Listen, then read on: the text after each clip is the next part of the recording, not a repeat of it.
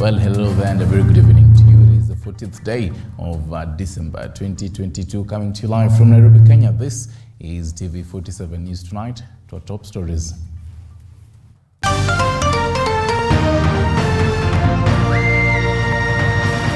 Tonight, Governor Kawira Mwangaza impeached.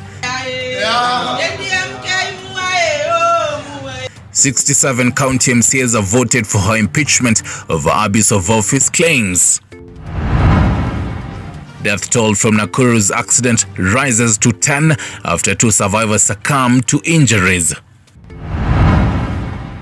Meru Court declines to stop Cherera 4 Tribunal, which is now set to kick off proceedings next week.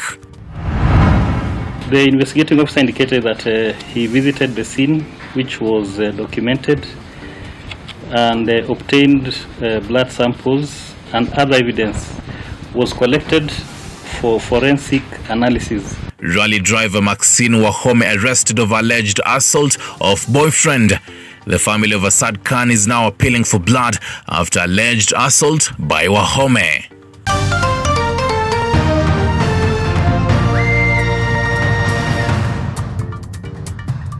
Welcome to the broadcast. Catherine Simolo is on the sign language docket, and I am Stanley Mirungita. Now tonight, Meru Governor Kawira Mwangaza has been impeached.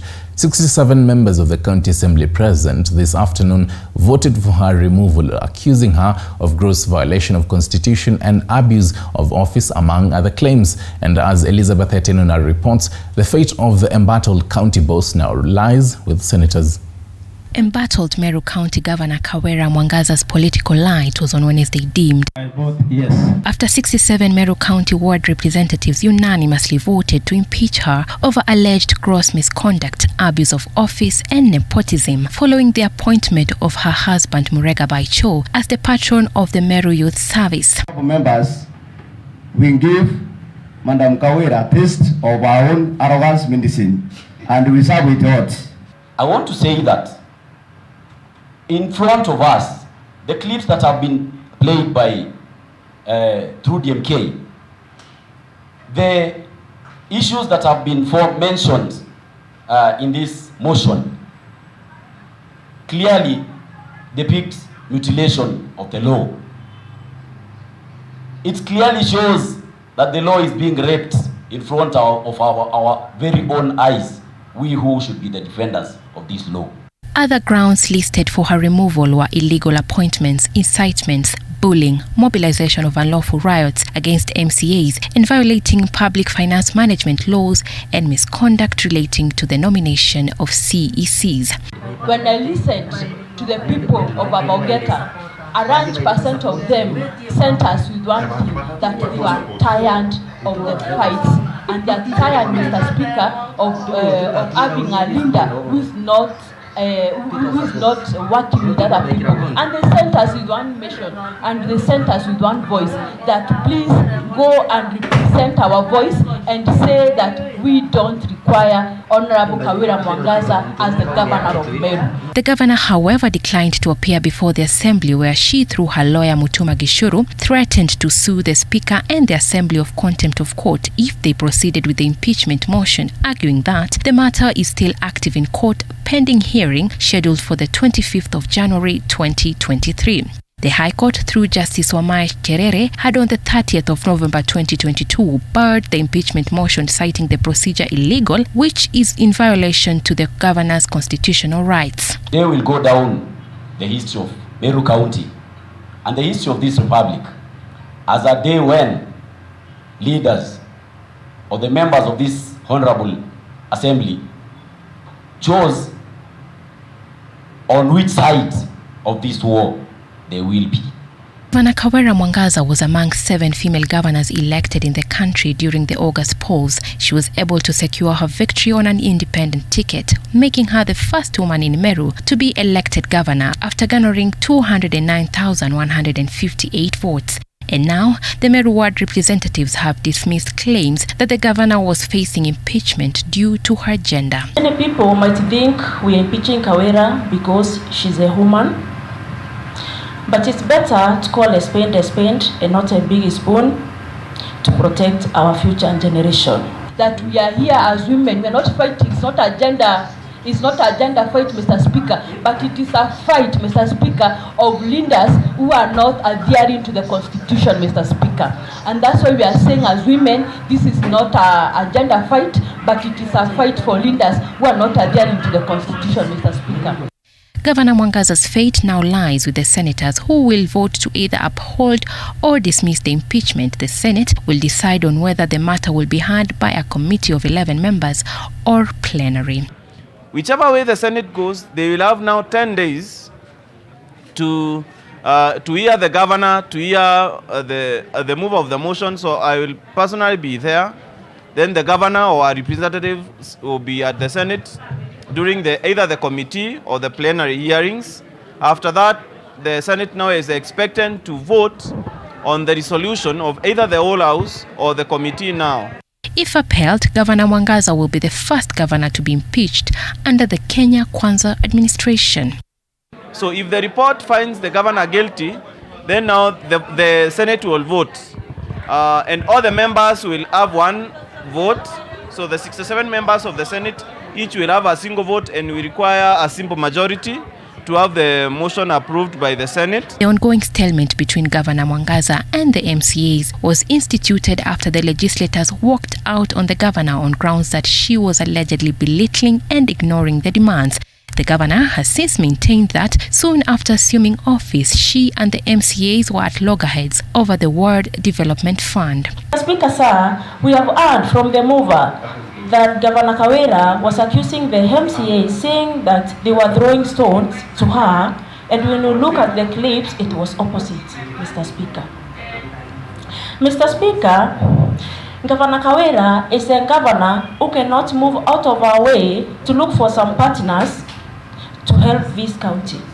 Governor Mwangaza unsuccessfully vied for Buuri constituency parliamentary seat in 2013. However, this did not deter her passion and determination of transforming the lives of our people. She later got elected in the 2017 general elections as the woman representative for Meru County and served as a member of the powerful House Business Committee and the Departmental Committee for Communication, Innovation and Information, where she took to task government institutions in a bid to push for Meru County's full representation. Elizabeth Atieno, TV 47. Now to some sad news. The death toll in yesterday's accident at Nakuru's Ngeta area has risen to 10 after 2 more people succumbed to injuries. 8 others are still receiving treatment as government calls on drivers to be more cautious on the roads. The death toll of Tuesday's accidents rose to 10 after 2 more survivors succumbed to injuries. 8 others, however, remain admitted. A total kwa sasa we are registered kwa sababu kuna driver mmoja alifariki usiku. So tunaweza kutangaza watu 10 kamili wamefariki. 8 people died on the spot while 20 other people sustained serious injuries and were rushed to the Rift Valley Provincial General Hospital for treatment after a trailer ripped off one side of a matatu they were traveling at Ngata area of Nakuru County. Na ni masikitiko makubwa. Tunawapatia pole wale wamepoteza jamii zao. Kwa muda wa mwezi mmoja ambao umepita, hapa tumekuwa na ajali. The police have raised alarm on the escalating numbers of road accidents, especially during the festive season, blaming it on drivers breaking rules. Sababu kubwa ya ajali hii kutokana na uchunguzi wetu ni kitu kinaitwa free wheeling. Free wheeling. Mtu anaweka lori yake ama trailer yake huko juu. Save mafuta ya shilingi 200 ama 2000. Anakuja kuua watu sababu anatembea na spidi ya juu sana. Na hii gari ikiwa katika free wheel, kuidhibiti inakuwa ngumu sana. The scene has now been identified as a notorious black spot, with the recent incident being that of 3 students at the nearby Rift Valley Institute of Science and Technology who died on the spot in a dawn accident on November 26th. Kwa muda wa mwezi mmoja ambao umepita, hapa tumekuwa na ajali ambaye watu 15 wamefariki. Hii eneo la Ngata Bridge, like almost every 2 weeks lazima tunapata ajali ambayo inasababisha kifo. Mwezi uliopita tumekuwa na ajali hapa 3 ambazo pia zimekuwa zimehusu maisha. The passengers have been urged to speak whenever they see driver's speed. Nation Kabale, TV47. And from that, rally driver Maxine Wahome has been released on a 100,000 Kenyan shillings cash bail after her arrest over alleged assault of her boyfriend Asad Khan. Meanwhile, the family of Khan is now appealing for blood from well-wishers as he fights for his life at a Nairobi hospital. Duncan Mutua reports. World Rally Championship Category 3 champion and Sports Journalist Association of Kenya Sports Personality of the Month of June, Maxine Wahome, has been released from police custody on 100,000 cash bail after 2 nights behind bar over alleged assault of her boyfriend, Asad Khan. And just 3 days after Kenya joined the world in marking the end of 16 days of activism against gender-based violence, according to the affidavit by investigative officer Peter Kibeu, Maxine is suspected to have assaulted and grievously injured her boyfriend Asad Khan on 12th of December this month at the Preston Court, Milimani area. According to the affidavit, the respondent was arrested in relation to a reported assault case where the respondent is suspected to have assaulted her boyfriend Asad Khan on 12th of December 2022 at Preston Court, Milimani, and inflicted life-threatening injuries. In his ruling, Senior Principal Magistrate Bernard Ochoi declined an application by the police to detain her, as the police did not table enough reason to detain. One can, for instance, ask, must the respondent be in custody in order for the complainant or other witnesses to record statements? Must the respondent be in custody while forensic examination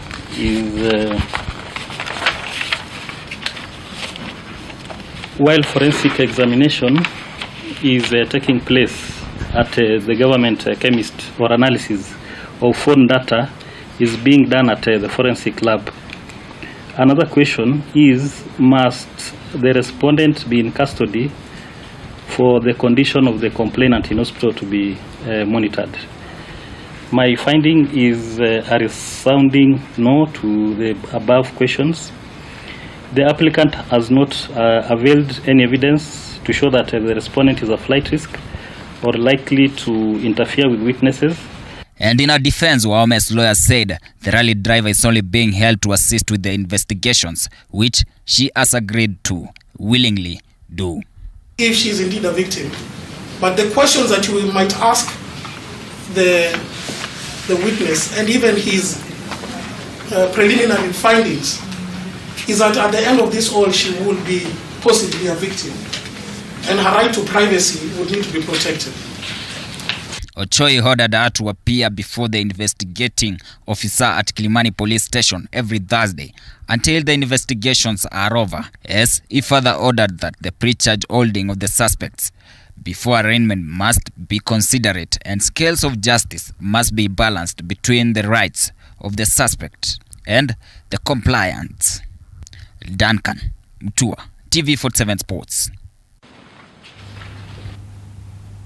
Well, a quick recovery to rally driver Asad Khan. And still on the wheels of justice, the High Court in Meru has allowed the tribunal formed by President William Ruto to probe the 4 dissenting IEBC commissioners to go ahead and investigate the commissioners. The court allowed the tribunal to continue with its mandate, and if anyone will be aggrieved by the process, they can move to the court to seek justice. And as Micah Gongo reports, the matter will now be mentioned on the 16th of January 2023 or such earlier date if any party moves to court upon completion of the tribunal proceedings.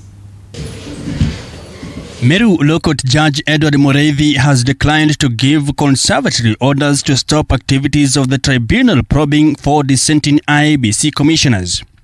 The court has allowed the tribunal to continue with its mandate, and if anyone will be aggrieved by the process, can move to the court to seek justice. Allow the tribunal to proceed with its matter, make a determination. Once that determination is made, if any party is still aggrieved, we come back for mention for directions on the 16th of January or earlier, depending on where the decision is made. Judge Edward Mureithi ordered that the petitioner's application and all other applications filed by parties before Meru Court shall be held abeyance, awaiting for determination of the inquiry process by the Constitutional Tribunal. The petitioner's application and the petition, as well as other applications filed by the parties herein, shall be held in abeyance to await the determination of the inquiry process before the Constitutional Tribunal. In a petition by 3 Meru residents asking the court to stop the tribunal from probing the 4, Justice Edward Mureithi ruled that the tribunal is within its constitutional jurisdiction. Justice Mureithi also ruled that the High Court has the jurisdiction to quash any decision by the tribunal if it is unconstitutional. The matter shall be mentioned on 16th January 2023 or such earlier date if any party moves to the court upon completion of the tribunal proceedings. And the idea would be that the tribunal does its work, the High Court does its work of constitutional interpretation and enforcement of rights as necessary. During its status conference Friday, Justice Muchelule said the tribunal had no reasons yet to stop its operations. We will proceed and inquire into the allegations that were contained in the petition as conveyed to us. Mike Kagwango, TV 47, Nairobi. That's some rather sad news and shocking news. Police in Gilgil, Nakuru County have launched a manhunt for a middle-aged man suspected of killing his wife and 2-year-old daughter at the home in Kiambogo, Gilgil, Nakuru County. The man is said to have hit his wife's head with a crude weapon while she was sleeping. Chichi Josephine with that story. 34-year-old John Thiongo is said to have attacked his wife Mary Nyawera, aged 30, in her sleep and hit her with a crude weapon, and later turned to his 2-year-old daughter and stabbed her in the stomach. Police accounts indicate that the middle-aged man was involved in a domestic brawl with his wife before the incident. The story is that they have been having some domestic issues with the wife. I understand the man wants to sell some property and the wife is opposed to it as a family. And last night, it is reported from investigation is that in the night he took a crude weapon and smashed the head of the wife while she was asleep. And he went further, took a knife, and unfortunately, very unfortunate, that he stabbed a 2-year boy to death. Neighbors who discovered the lifeless bodies say the man and his deceased wife have had family disputes for a period of 3 years. Miaka mitatu ambayo hii ya nyuma amekuja akiwa anabadilika. Unakuta amebadilika na anakuwa na mzozo na jamii, na tumejaribu kuongelesha na kuombea hii jamii, na unakuta mambo bado inakuwa mlama. Na imekuwa magombano na ni magombano kubwa. Jemo alikuwa anagonga mlango kutoka kwa nyumba kwa vile mlango alisema ilikuwa imefungwa na nje. Sasa akawa anagonga mlango, kabla sijafika nikiwa tu bado niko hapa nje. Shosho naye amefika hapa.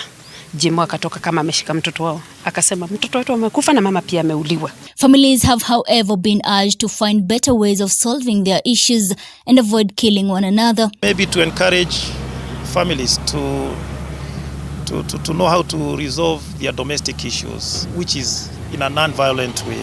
The bodies were taken to Nakuru Level 5 Hospital mortuary, awaiting post-mortem. And we have collected the body, we have taken to the hospital for post-mortem and other police processes. Chichi Josephine, TV 47.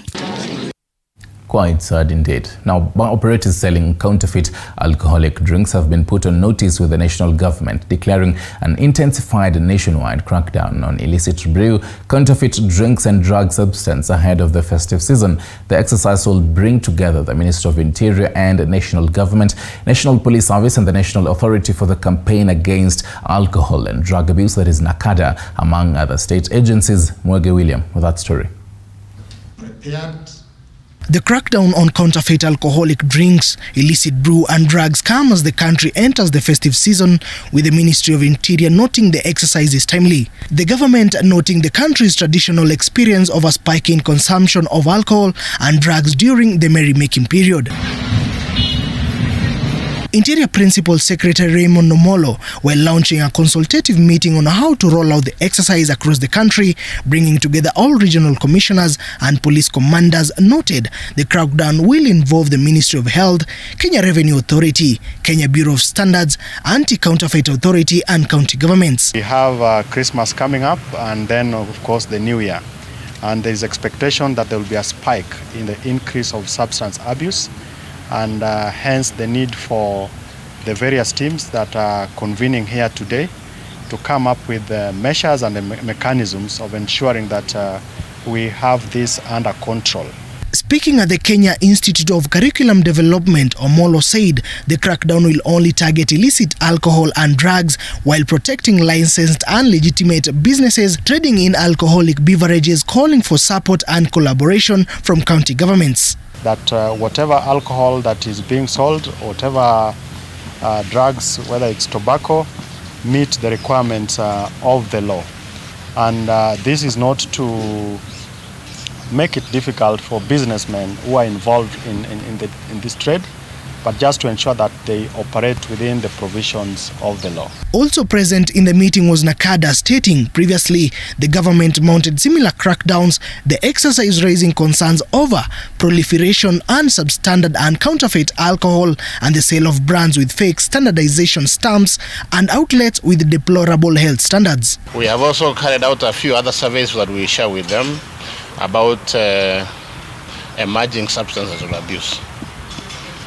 And it clearly shows where, in which region, some of these preferences are in abuse of those substances. What we need to do and what we are doing with our security agencies is to work around the clock to ensure the safety of Kenyans. Of course, like I've mentioned, we are in the festive season. The National Authority for Campaign Against Alcohol and Drug Abuse also highlighted some of the counties that they have mapped out to have a crackdown on illicit brews, stating majority of the areas are within the Mount Kenya region. But I can tell you alcohol continues to be a big problem in the country, followed by tobacco, cat, and the cannabis. Those are in that order. They are problematic substances and they are responsible for a lot of mental issues. Yeah. The consultative meeting, bringing together different state agencies, follows the directive by President William Ruto to enhance the fight against production, consumption and sale of illicit alcohol and drugs. Mwege William, TV 47, Nairobi. All right, thank you, Mwege William, for that. Now, on a side note, if you really have to drink this festive season, do it responsibly and don't even dare touch a steering wheel. We really need you this festive season. And moving on. Now back to the courts. Busia County Governor Paul Otuoma will on Thursday know whether he has a case to answer on a petition challenging his election and victory. This is after Otuoma's legal team asked the court to strike out the evidence, saying that it was filed outside the stipulated time frame. Otuoma's opponent and former Nambale MP Sakwa Bunyasi's lawyer Katwa Kigen, however, opposed the application. Busia Governor Paul Otuoma will Thursday know whether he will shed off illegal baggage, weighing down his gubernatorial reign when the Bungoma High Court rules whether he has a case to answer or not. In a case, the petitioner and former Nambale MP Sakwa Bunyasi is challenging his election victory.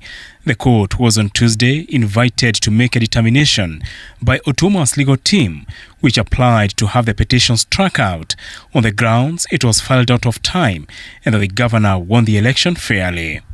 And my lord, this particular authority falls on all falls with the situation that is before you, my lord. In this particular case, parties filed two different documents. Witness affidavits and documents which we, in our view, are filed out of time. The former MP, represented by lawyer Katwa Kigen, however challenged the decision, prompting the court to set Thursday's date. Bunyasi wants the court to order a recount of the votes and annul Otuoma's victory. We've been asked to strike out parts of this petition that were filed outside time. You will need to determine and establish what was filed out of time. In the August 9 gubernatorial election, Otuoma was declared winner with 164,478 votes against Bunyasi's 92,144 votes. Otuoma is an ally of ODM party leader Raila Odinga, while Bunyasi is an ally of Prime Cabinet Secretary Musalia Mudavadi. So when you see us speaking together, don't think that kuna mtu amechukuliwa. My party leader is still Raila Amolo Odinga. But now Ruto is the president. Na mimi lazima niletee watu wa Busia vitu. So don't misinterpret these things. Bunyasi was elected MP for Nambale in 2013 and served for 2 consecutive terms before contesting the governor's position, whose petition now hangs in the balance. Apul Kamau, TV47. Thank you, Paul Kamau, for that. Now, let's dive into some education matters. And there are over 30,000 teachers who are hopeful that they will be absorbed as employees by the Teacher Service Commission, that is TSC, next year. Now, as the competition for the slots is becoming tighter, as members of the parliament have begun grassroots lobbying for their constituents to apply for the positions, while at the same time discouraging non-locals from applying from their constituents. And as Sharon Baranga reports, TSC hopes to fill in vacancies in public schools experiencing a shortage of teachers. Mwiki Primary School in Nairobi, a public learning institution, has over 1,000 pupils with 1 teacher employed by the Teacher Service Commission, TSC. The rest of the teachers depend on parents to pay their salaries, a situation that has become a burden to parents, and so a handful of them met to decide the way forward. Tuko na shida mingi sana, sababu hata walimu ni sisi tunajilipia kama wasasi. So far ndio tuko na mwalimu mmoja wa TSC na tuna walimu wengine 13 wenye tunalipa. So tunaomba kama tunaweza saidiwa at least tuletee walimu ndio msigo at least kuwe kwa rahisi. Yangu kwanza ni kumshukuru mheshimiwa Ronald Karauli ambaye leo amekuja akatulipia walimu mwezi wa 11 na Disemba ambao tulikuwa na arrears. Wazazi ndio wamekuwa wakilipa walimu na kukakuwa na changamoto kidogo. Kwa hivyo walipokuwa wakienda holiday hawajakuwa na mshahara. In fact leo ndio siku yao ambayo imekuwa ni ya kwenda wakisimali nyumbani, sababu kumekuwa hakunuki kitunguu kama kwa watu wengine. Kuna watoto wengi kwa hizi shule, kwa hivyo lazima tuhudumie hao walimu ndio waendelee kufundisha. Hao wamepata salary ya miezi kama 2. Sasa nimejitolea nikuja at least niwalipie hiyo salary. Wanafunzi wetu hapa performance yao pia iko chini sana. Ratio ya student to teacher ni 85 students to every 1 teacher kwa shule zetu hapa Kasarani. Tuko na only 14 primary schools, lakini zote facilities zao hakuna kabisa. Fanya kazi, utaweza kufanyia kazi. And because you gave me this opportunity. The ongoing teacher recruitment has been politicized, with members of parliament now calling upon their constituents while holding meetings and urging them to put down their names, which will be presented to TSC. At the same time, they are discouraging non-locals from applying for the teacher vacancies. I've been left out for some time because one thing, I work in Kiambu County and my ID reads that I come from another county. So every time there is employment, I'm left out. Mahali mtu alipigia kura, hapo apewe kipaumbele au priority. In the reasoning together we have agreed that the time we will be pushing for them to be employed or hired by TSC, first I've told them here in Thika, they need to have come from Thika. Because this opportunity is being given across board and the entire country. The status quo has put some members of parliament on the spot and are now beginning to feel the pressure from their constituents who are seeking to be employed by TSC.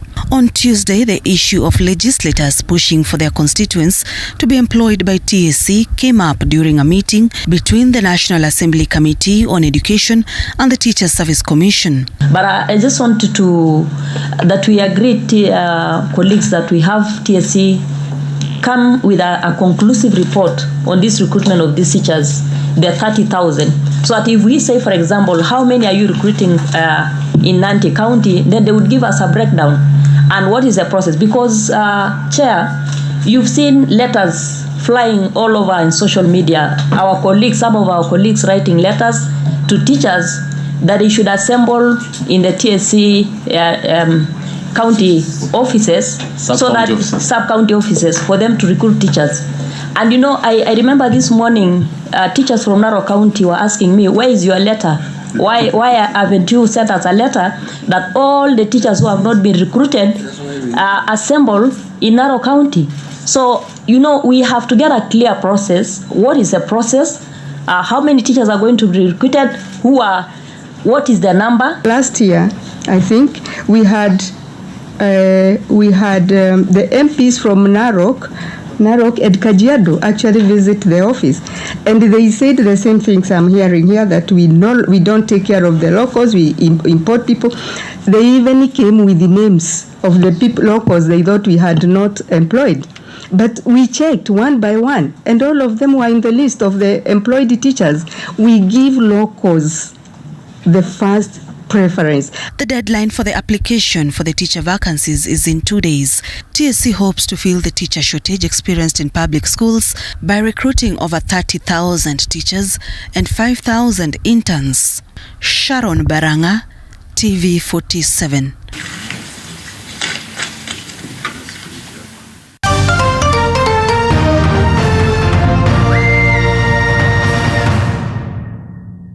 You are watching TV 47, the home of untold stories.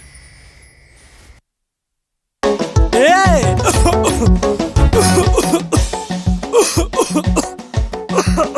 Kaluma King Herbal Lozenges zinazo nguvu maradufu kutuliza kikohozi, vidonda vya koo na mafua.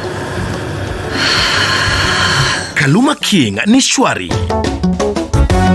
Tika mama huyo muharifu kaiba kuku zangu, vifaranga wangu na mayai zote pia kabeba. Haya, tika mama huyo. Maumivu yakizidi, muone daktari.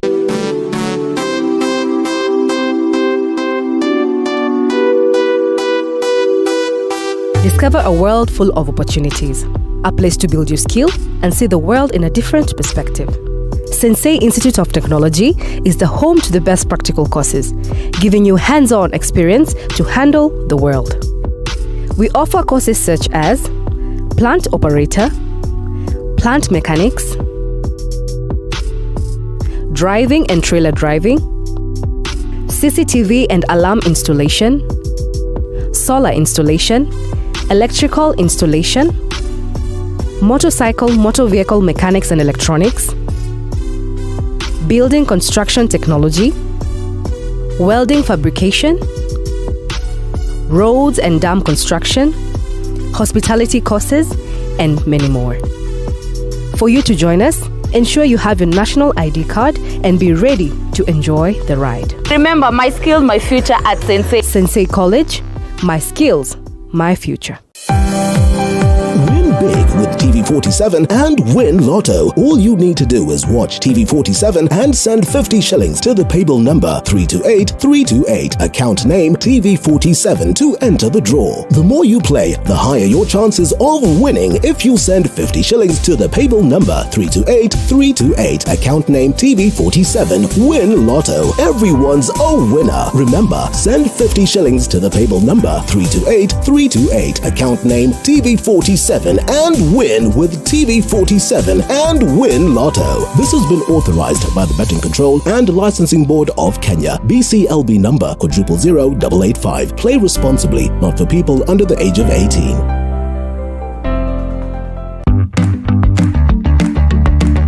The secret to an instant glow and spotless skin. Acne C10 is a 10% pure vitamin C serum that effectively fades dark spots and clears dark patches. With a unique formulation, it is quickly absorbed deep into the skin to give optimal results. Acne C10, 10% pure vitamin C serum, safe on all skin types.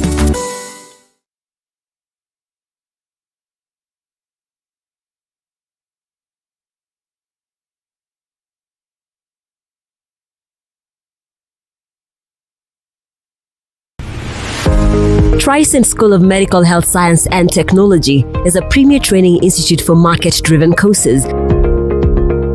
With state-of-the-art facilities, competent and dedicated members of staff, and linkages with the medical industry, you are assured of a bright future when you study with us. Enroll today in our campuses at Juja, Nairobi West, Kisumu, and Homa Bay.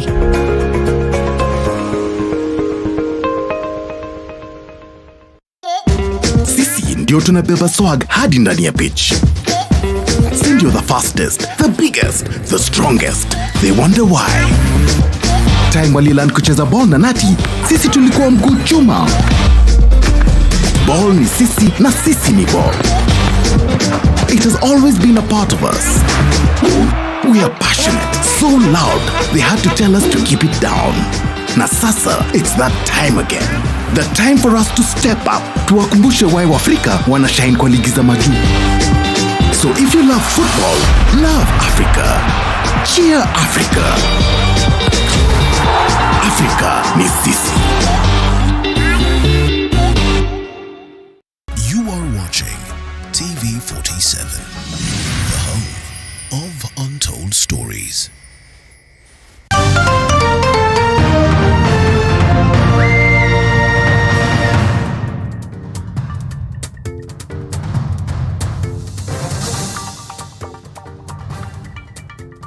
It's in 34 minutes past the top of the hour. Thank you for staying with us. Now let's continue with some education matters. Teachers now want a 60% salary increase, citing the rising cost of living. Teachers Union KUPPET says the increment is long overdue, as Beatrice Otare reports. Teachers are now demanding a 60% raise on their salaries. Speaking when he officially opened a forum with the members of the NAT Association, the Siaya County Director of Education Nelson Sifuna, who represented the Minister of Education, said the proposals may not be viable considering the economic pitfall the country is in. I call upon your leaders to be realistic in reading the signs of the day, to consult widely and ensure that all deliberations have the learner's interests at heart, bearing in mind that our economy is currently in dire straits. KUPPET Secretary General Akelo Misori, who was speaking in Muranga, adamantly said the pay rise for the teachers is long overdue, adding that teachers equally deserve a pay rise like other workers. Resolves that the CBA must be reopened for 2023 because the teachers demand a pay rise of between 60 and 140%. Terms of those teachers must be improved, not to use those teachers as cheap labor for what we have seen in the advert, that about 20,000 would be working as an interns for over a very long period. That one is not a professional way of handling professional issues at a critical time when we are now implementing competency-based curriculum in grade 7. Meanwhile, TSC has said it will hold discussions with the teachers' associations to ensure that the recommendations presented before the commission are considered and discussed in detail. Reporting for TV47, my name is Beatrice Watare. And still in education, with grade 6 pupils expected to transition to junior secondary schools early next year, education stakeholders are troubled about the government preparedness to oversee the transition, even as Parents Association oppose the move to do away with boarding schools. Collins Lusweti with more. The learners. Civil society organizations under the umbrella of Elimietu Coalition held a workshop today, bringing together education stakeholders including Teachers and Parents Association to deliberate on the state of education in the country at a time when grade 6 pupils are set to transition to junior secondary. A report released by the coalition indicates a myriad of challenges facing the sector. We're talking about ineffective BOMs, boards of management, across the country. We're talking about teacher inadequacy, unfavorable teacher ratios. We have talked about issues regarding training and teachers being inadequately trained, especially even on the matters of CBC. And right now we're talking about transition. They're also worried about students with special needs, saying the government has done little to ensure proper infrastructure in schools to enable such students learn without any difficulties. We go to current schools right now. Our schools do not have facilities for special need education. We need to have what called an integration, or inclusion and integration of special need education and the other normal learning kids. They further argue that there was no public participation as well as stakeholders' engagement in the plan by the Ministry of Education to ban boarding schools in primary schools, terming the announcement by Education Permanent Secretary Belio Kipsang as roadside declaration, with representatives of the Parent Association opposing the idea. Done a lot in developing some of our kids, and some who are being sponsored, they are actually going there. Some who are having, coming from disadvantaged families who cannot be able to have an environment of learning. They have gotten an environment where they can be able to learn and become people in this particular country.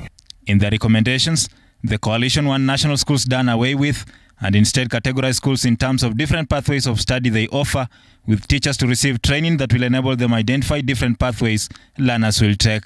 And also train our teachers who will be actually delivering this CPC program in primary schools, in junior secondary, to know how to identify and say that you can take this particular pathway. So stakeholders also want clarity on how junior secondary schools will be managed, considering they will be domiciled in primary schools. Kenya Union of Post-Primary Education teachers want junior secondary schools headed by different management. It's good that we distance it from the primary so that it is handled by a different principle. Stakeholders under the umbrella of Elmietu Coalition have gathered today to deliberate on the status of education in the country, with the take-home message being there's still a lot to be done to better the education sector in the country. Collins Lusweti, TV47, Nairobi. Thank you for that, Kulu. Now, in less than 100 days in office, President William Ruto launched the 50 billion Kenyan shillings hustler kitty that is meant to boost small business owners. The loan, which is now 14 days old, also marks the deadline to repay it, with many Kenyans now decrying low amount of money given. Floral Muki with more. On 30th November, President William Ruto launched the Financial Inclusion Fund, dubbed Hustler Fund, one of his major agendas during campaigns and also a promise he aimed to fulfill in his first 100 days in office. I now officially launch the Hustler Fund for the Republic of Kenya. On Monday, President Ruto highlighted that there were 15.4 million subscribers on the platform, with 7.54 billion shillings having been lent so far. Our savings hit close to 400 million shillings, with 1.2 billion shillings having been repaid. Ila interest wenye wanakata iko juu sana. Wanakata 30 bob, alafu wanatuambia ni savings. Ukituma kwa enda kwa M-Pesa, Safaricom pia wanakata. So hiyo kitu inatupea challenges kama zile wafanya biashara wadogo tena ni wanabodaboda. However, many Kenyans are disappointed with the amount that they can borrow, as the threshold for most of them is between 500 and 1,000 Kenyan shillings. I think the government should sit down and restructure the way they should give us this money. The least money we should expect from the government is at least 30,000. Many small business operators say the amount is not enough to run their businesses. Tuseme kama ile less kabisa na kama 5,000, alafu mtu apewe grace period, tuseme kama 2 months or 3 months. Kafikiria napewa pesa ya maana, nikapewa 500. Tangu hiyo siku message kwa simu kila mara lipa, na imeongezeka. Sasa nikiangalia kwa simu yangu ile message wanaleta imeongezeka masenti mpaka imefika sijui shilingi ngapi. If a customer will not have paid the loan within the required time, they will be added an extra 15 days before the increment of the interest rate to 9.5%. The borrowers who default will also have their Hustler Fund accounts frozen. Flora Limuki, TV47. Well, thank you, Limuki, for that. Even as the president said, we wait for season 2 of the Hustler Fund in February next year. So let's wait for season 2 and see how it will play out. Now, EACC is holding a 3-day anti-corruption program for the Board of Directors of NHIF, led by the board chair, Lewis Nguyai, to deliberate the state of corruption at NHIF and reform measures towards accountable health system. It is our mandate to ensure. Since the inception of the transformation at the NHIF, its leadership has put integrity as one of its key pillars in efficiency delivery, as corruption in the parastatal has been marred with graft and failures in the past. We now have to get the personnel who are right for those positions. So one of the things that we are transforming on is to get more of the direct service delivery officers who, for example, will be more actuaries, more caregivers. We want to see whether people at the board level of management of institutions are embrace this culture change. And as you know, when it begins at the top, it rolls down to every person in the organization. The chair of the NHIF categorically citing fraud as a great impediment haunting the health insurance sector, where inflation of figures and masquerading has been on the rise. We have now a centralized health information management system that will be running in every single service point that we are in. So basically it means that if we are buying one syringe at Nairobi Hospital at a certain price, it should be the same price at the government hospital. So it standardizes and it reduces the costs completely. With the team here alluding confidence after 100% transition to biometrics that has now strictly curbed the issue of fraud in the medical facilities. Our public education awareness is geared towards making the Kenyan know that participating in that is just making health very expensive. That has in essence curbed that issue of impersonation or bringing somebody who's not a member to get the services of NHIF claims. The second thing that we have done is now we are 100% e-claims, again from August of last year. Nguyai added that in a matter of time, the issue of domicile of patients to facilities, as is the case, will be resolved. But for patients moving to other parts in a period greater than 90 days, may transfer their outpatient services. As Kenyans become more mobile, we are trying to look into ways in which we can move from that capitation model to now more for a fee-for-service model where you can be able to get services anywhere. Reporting for TV 47 from Naivasha in Nakuru County, I'm Willie Dennis Njiro. Now, residents in Kwale County have today held demonstrations at the county's commissioner's office over increased crime rate in the area, while criticizing the department over poor action to address the situation. Paul Boniu reports from Kwale. These peaceful demonstrations in Kwale's capital sought to relay public outcry over police inaction against rising cases of coordinated crime in the region. Huria, a human rights defenders organizations that had joined the residents to raise their concerns to the county commissioner, reveals that criminal activities have since become intense, as in the past 3 months they have recorded over 50 cases of house break-ins in the area. Nyumba ya mtoto wangu ilitolewa electronics, kuna home theater, TV, remote zote na radio. Nyumba za vunjwa, watu wanakuja na magari wakibeba mizigo wakiondoka na wakienda. Hiyo inakuwa ni tisho kwa sisi wakaaji na wenyeji wa mji wa Kwale. Despite registering the cases, residents cite that law enforcers have been reluctant to respond and consequently take actions on the same. Lakini kwa kweli ni kwamba cases zimeripotiwa, cases hazijakuwa na any progressive.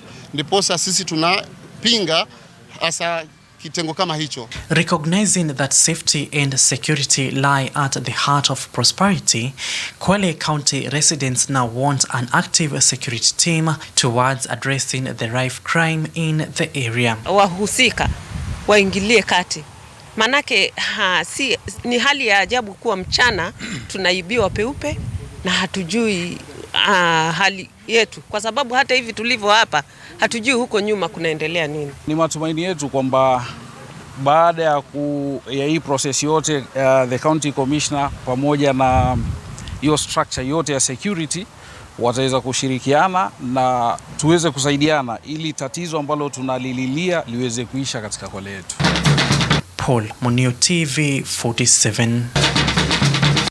Thank you, Munio. Okay, Abdallah. Now, jiggers infestation has been reported to affect education of a section of residents of Trans Nzoia County, notably in the Jemanur slums Kwanza constituency. Cases of school dropout associated with jiggers infestation have been reported. Boniface Baraza reports.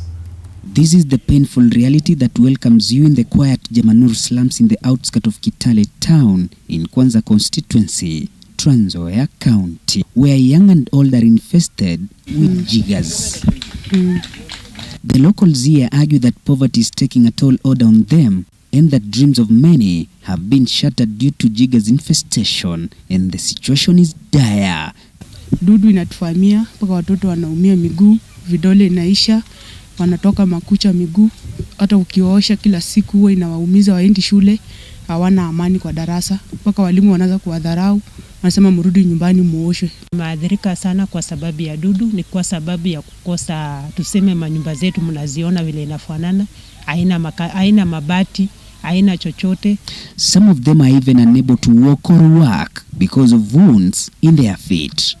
Na wana amekula hata watu wazima, wazee wakubwa, na takuwa hata kesho irudi tena ifanyike, na kesho kutwa ndio tuhuwe hii pitu zaidi itoke hapa. This situation has prompted the stakeholders through the Lilian Sioi Foundation to initiate anti-jiggers campaign targeting slum areas with bigger population. Na tumeona watoto wanashindwa kwenda shuleni hata wakati huu ambapo wamepewa kazi za ziada za CBC, hawezi kufanya kazi hizo, manake wakula miguu mpaka inawalemaza, na wengine pia mikono wanashindwa kuandika. Tumewahimiza kwamba waweze kuzingatia usafi wa hali ya juu.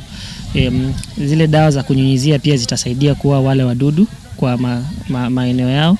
Leaders argue that all stakeholders should look for a lasting solution to the problem that poses a serious threat to livelihoods. Inaathiri elimu ya mtoto sana, kwa sababu kitu cha kwanza kutembea kwenda shuleni ni problem. Tumesema tusaidie ili wakue pia na concentration kwa shule, ili waweze kuperform vizuri, wakuja wasaidie wazazi wao. Na tumehimizana hii problem ya jiggers tutamaliza before muhula wa shule, watoto wafungue shule. Tumeshukuru sana Mama Sioi kukuja kutukomboa, yani kutusaidia. More than 100 residents were attacked by jiggers in the slum were treated.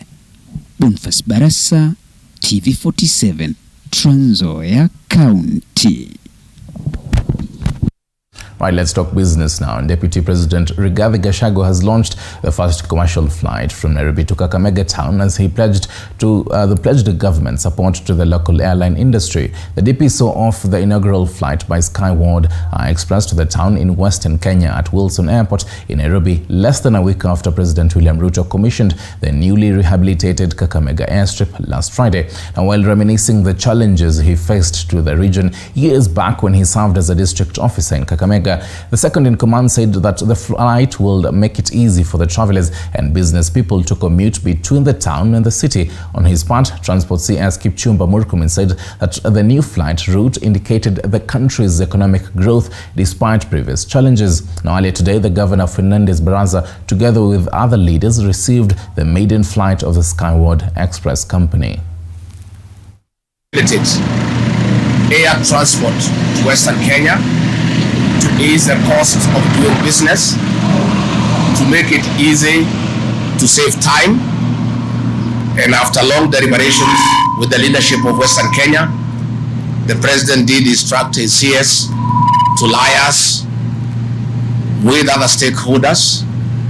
The President went out of his way to reach out to Skyward Express to partner with the people of Western Kenya for this service. I want to say that this new policy of continuous engagement is what is going to make things move in this country. The leadership of Western Kenya has been crying for many years. The people of Western Kenya have been crying for many years, but there was nobody to give them an ear. Exactly a week, less than a week after the President listened to them, this is today happening.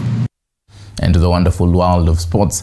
The national esports team will be looking to raise the Kenyan flag high when they take part in different categories of the World Esports Championships, slated to begin from 14th to 17th December this year in Istanbul, Turkey. Now, the team comprising of Shali Adema, Yvonne Katha, Elina Kemunto, Barbara Mwash, Maria Kirigu, Magdalene Mumbi will take part in the Dota 5 game in the PC category, while Ivanda Murugi will be participating in eFootball in the game Pro Evolution Soccer.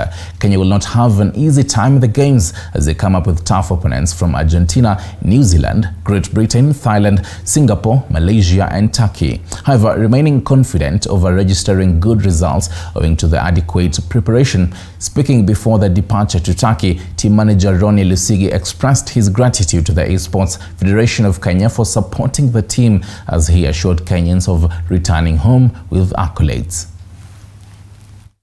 For dressing our team, and also the Minister of Sports for the cup of tea we enjoyed today. and the meeting we had today, and we promised the country we shall try our best and do well. This being our debut, the girls are psyched up, and our target is at least to get to the knockout stages in all the categories we are participating. So far so good. We're glad we've come here. Preparations went well. Big ups to the girls. They really showed up despite the challenges we went through. Here to support Evan Damoro. He has been practicing so hard, and I believe that he's going to win. He's going to bring the cup to Kenya. I'm here supporting Alan Getao, aka Saj. I'm happy that we see the government coming in to support esports, which here in Kenya it's among the first thing to happen. So I'm happy for this team that is pioneering esports in Kenya. It shows that the future is bright for Kenya. Also, our top coaches in the country, led by Beldin Odemba and Francis Kimanzi, have supported President's idea of starting Youth County Football League. President Ruto spoke during the Jamhuri Day celebrations and assured football stakeholders in the country that the football sector will be streamlined as the country aims at hosting the 2027 Africa Cup of Nations tournament while building up to participate in the 2030 FIFA World Cup. The coaches spoke during an FKF instructors refresher workshop at the Kenya Institute of Special Education. Well supported by us, because when you talk about youth and development of potential and talented youngsters, so we are always available, and we would like to make sure at least we support that initiative. So our only concern is it something that is going to be implemented as soon as possible? I really want to thank the President from his speech. It's been long since we had somebody talk about sports during Jamhuri Day or in the national celebrations. We are really grateful. The President talked about football in particular. And it's good that he's been advised well by Waziri, who is also so much into football. He took the steps first to show that he supports